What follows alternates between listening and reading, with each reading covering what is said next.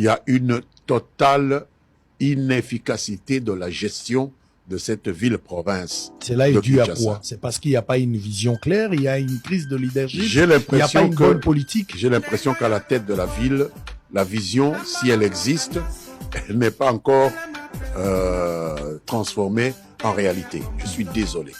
Je l'ai dit ce jour-là, j'ai cru qu'on avait compris. Je me rends compte quelques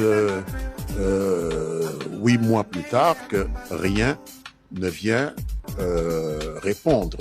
Il n'y a pas 36 solutions pour remédier à cette situation.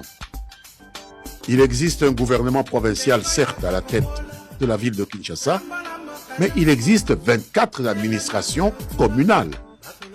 Et il faut respecter les attributions de ces administrations communales. Il faut leur donner les moyens d'assurer la présence de l'État, le respect de la loi à leur niveau respectif. Je dois vous dire que si nous parlons de la ville de Kinshasa, un président de la République n'a pas pour mission de gérer une ville. Je pense qu'il y a une autonomie de gestion au niveau de la ville. Mais sous son leadership. Oui, c'est sous son leadership. Une ville a un gouvernement provincial qui est l'émanation de l'Assemblée nationale.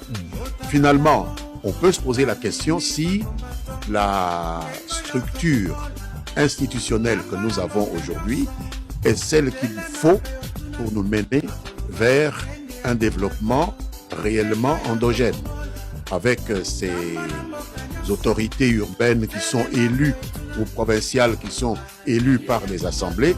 Souvenez-vous, j'ai écrit dernièrement une réflexion sur la nécessité peut-être d'en revenir à la nomination de ces responsables des provinces par le chef de l'État devant lesquels ils auront à rendre compte. Mais aujourd'hui, ils sont l'émanation d'assemblées provinciales qui ne jouent pas leur rôle parce que je ne peux pas, moi, député national, aller contrôler la gestion d'un gouverneur de province. La ville-province de Kinshasa est une province, comme les 25 autres de la République. Il y a une assemblée provinciale pour cela. Que fait-elle pour ramener le gouverneur à ses responsabilités? Donc peut-être qu'il faut en revenir maintenant à changer de paradigme et faire en sorte que ce soit le président de la République qui nomme les gouverneurs et qui puisse assurer qu'ils appliquent effectivement la vision pour laquelle ils ont été nommés et que, étant celui qui les a nommés, ils partagent une partie de la responsabilité de leur incapacité ou non à gérer leurs entités. Mais pour l'instant, j'ai l'impression que les assemblées provinciales ne s'en sortent pas et l'assemblée provinciale de Kinshasa ne s'en sort pas. Je suis désolé, c'est ça la réalité. Nous sommes en plein boulevard du 30 juin, mes chers amis. En plein boulevard du 30 juin. Et dans la boulevard du 30 juin. Travaux de grande envergure. Dans ça, les travaux. Dans ça, les salles. Dans ça, les salles. Tala. Capitale à Mogalabiso. Dans le bateau, un pays qui n'a pas de chance. Examen la manière de c'est.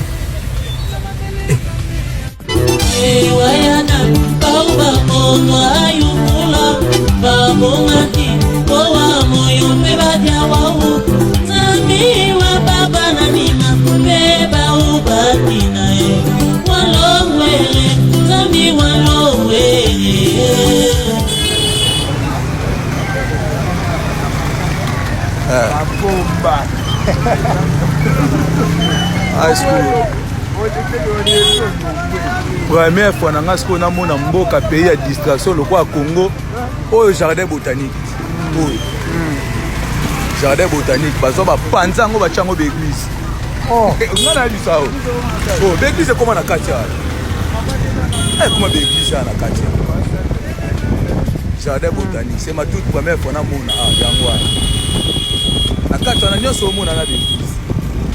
Donc bana na biso ba oyeba ba utilité ba faire été l'important ça va faire ba différentes sortes va faire plan mo yango panzana ba chango sko l'église osko so quartier présidentiel ya biso ya quartier banda comme président koto kuta tata makolo te tala bakabasele ne baozinga o vinini oyo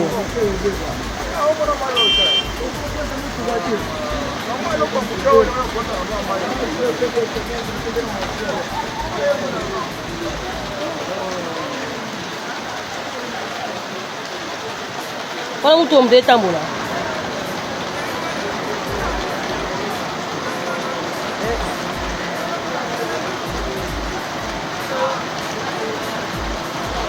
odina kuna ateka se yanga ke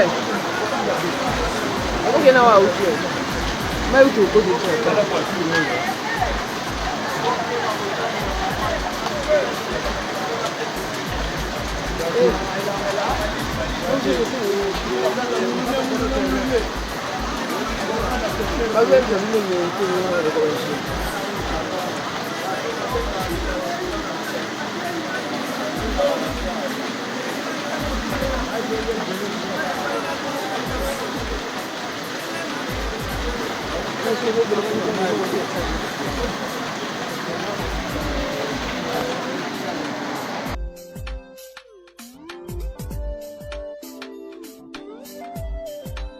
Banda sena jantotela na boma pena matadi na koti na kisangani akasai pena katanga lekanga mboya pasa yati angola otama dabo bandi mi pakombato ngengo yoto kubola lamba lambo kanyoso tele mape otuna bakoloba ngenge ya kombato ngengo yoto kubola lamba lambo kanyoso tele mape otuna bakoloba ngenge ya kombato.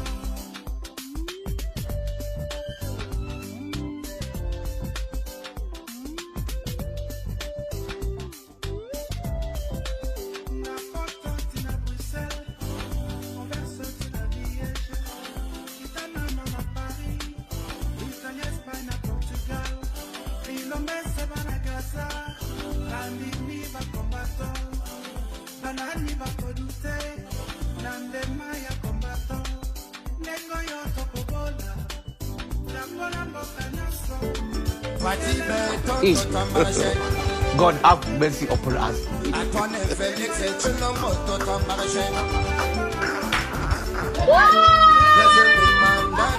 Kombo na ngai ingénieur Paulin Bikai toza na commune awa commune Ngaliema de l'autre côté commune ya Mongafula o eza rivière Lukunga nde tozo sala musala ya kirage toza kolongola matiti ya salite bato batie na mai po mai eleka bien inondation esala masusu na kati ya bato na ba population baza pembeni ya rivière te tomoni bino a tena boulu la salite soko tani na kimana okuna bato misusu baobwaka salite eyo la chamine biso tozo sala ba inciviki bazo continuer kaka kobwaka.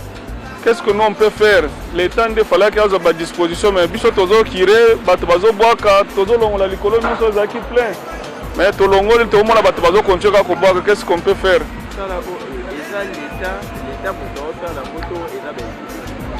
L'État moto sala hôtel de ville. Hôtel de ville des sala et sous-traité biso comme entreprise privée Eris Africa. Yango tozo sala sa hôtel de ville les gouvernement de mutozali ko sala gouverneur yemo kwaza derrière kirage ya ba rivière nyonso na ville ya Kinshasa.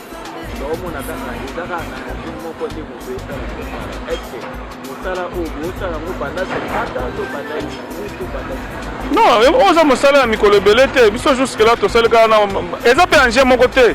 C'est pas sur tous les rivières toza kana anje moko toza na Njili toza na rivière Lukunga toza na rivière Awa. Mais toza kana anje moko te image ezoza anje marque ezaka marque moko mais anje moko te na mai bato mosusu pe baza kote mosusu toza kaka place moko te ke tozo concentrer place moko biso pe tozo sala awa ba mosusu ba sala kuna likolo tozo sala par-ci par-là et puis tozo kire so to sisi kirage toza ko évacuer l'évacuation c'est mara mingi na pokwa pour des raisons ya embouteillage flexibilité na nzela yango to sala ka kirage na butu. mais c'est les journalistes na kosenga yo oya na butu oza ba image ya évacuation na butu okende pe na décharge place toza ko déposer bisika hôtel de ville la kisaki biso pour tout ça la décharge. On ne laisse pas les immondices comme ça. Journalistes aussi ba image yo lelo lobi okoya kokuteza so soutien na tongo. Difficulté à Makassi c'est que la population veut gagner de l'espace qui n'a pas à acquérir. Parce que Baza Ozulu Pasomi Lupango 10 mètres, Azolinga comme à 20 mètres, donc il arrive jusqu'à la rivière. Normalement, Kiraj n'a pas seul Maganakati à Maïne de Zomon Angers Boété. Angers, c'est la Ganamwa Mopanzi, tout autour de la rivière, au Babengaka, l'élite de la rivière. Et ça, Mopanzi, Angers, au Tambo, la Mopanzi. Maintenant, si la population est tongée, Tina Katikati à Maï. Donc, c'est difficile que Angers et Tambo, la Likolo, Angers comme au côté de la Kati à Maï.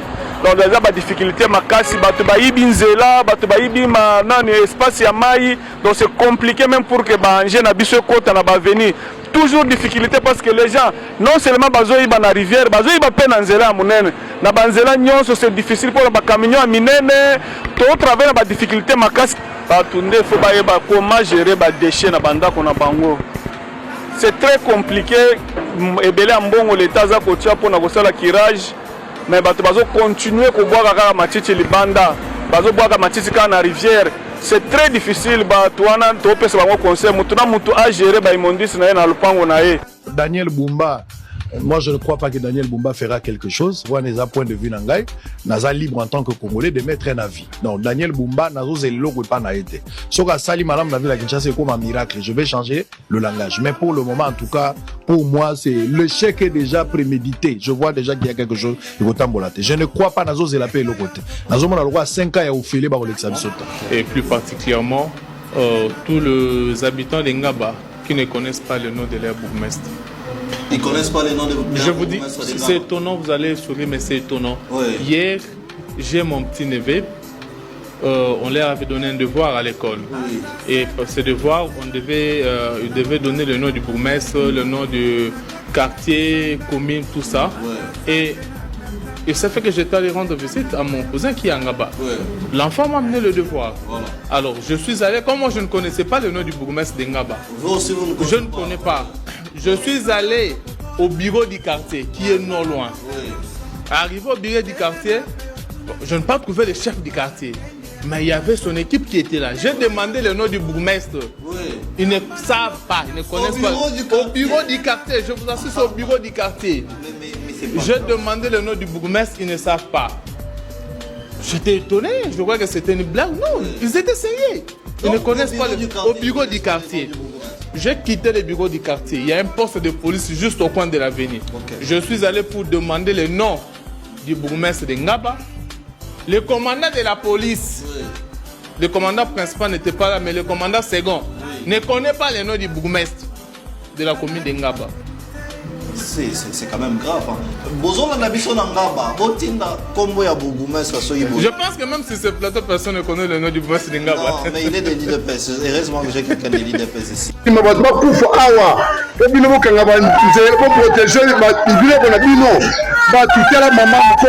Regardez. Ce qui est à Boutou.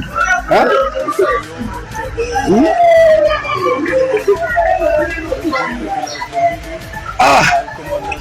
Viens. Ce n'est pas possible. Hein? Regardez vous-même. Hein? Des enfants comme ça. Hein? Nous avons déploré le Cambo il y a maintenant 6 ans. Hein? Président de la République. Makambo est vraiment la carte de la ville à Kinshasa. Nicolas Moutoumoko. Tout est quartier. Bakoufa, Basila. Comme si tu as la droite de vivre en paix. Regardez vous-même. Regardez.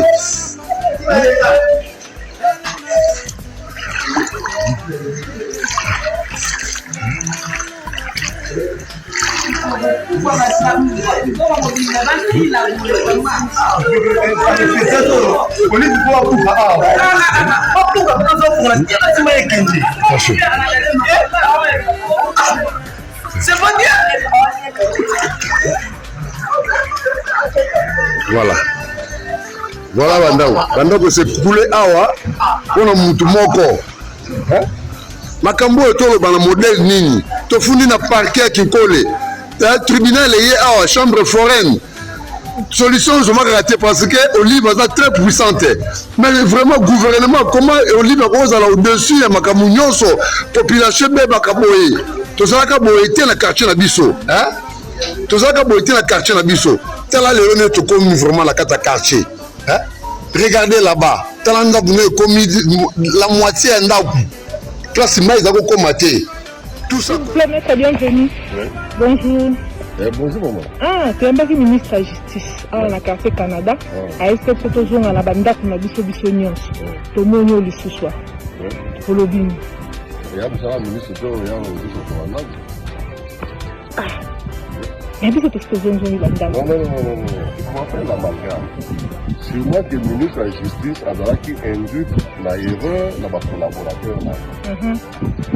Et na koye ba pe ko ndimana na ebi na ministre asili ko kebisa bango pe ko gagner la bango na ndenge ba ko induire les repos aya dans une concession privée à une heure tardive 19h tant au bureau qui a pas responsable moi pas à la quitter toza bato banga te toza pe bato bata mate monsieur Léon Kengo Adondo azane n'importe qui na Congote et que ce bato moto aye ko ba ko Kengo Adondo et ba ke azana mandat pe qualité ce qui dérapage ça ministre alingaki abenga biso atuna nini na yoki kuna ayoki pe biso avant ya ko ça ali sukulu na ya mais la monde ezalaki bato kaka ne ba kotisa na kata nyamu ya muye pa yo ko sa population Canada et puis si moi passé depuis makambo esalemi honorable Marie-Claire Kengo Adondo moi a fondé des pouvoirs pe moi na ya liboso aluki kokutana na ye kokite meme ngai avocat na sali tout nakutana na ye tomwani nano te nayebi ke lokwa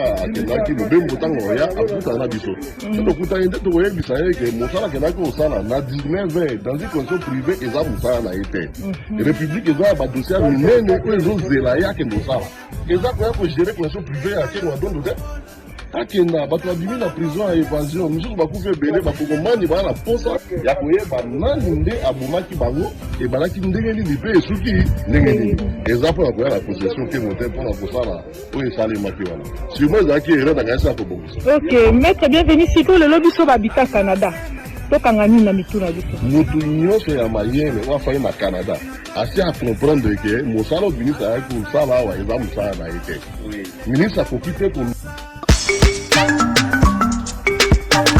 Big Show Wana mboko Dokoloba Yeah Dokoloba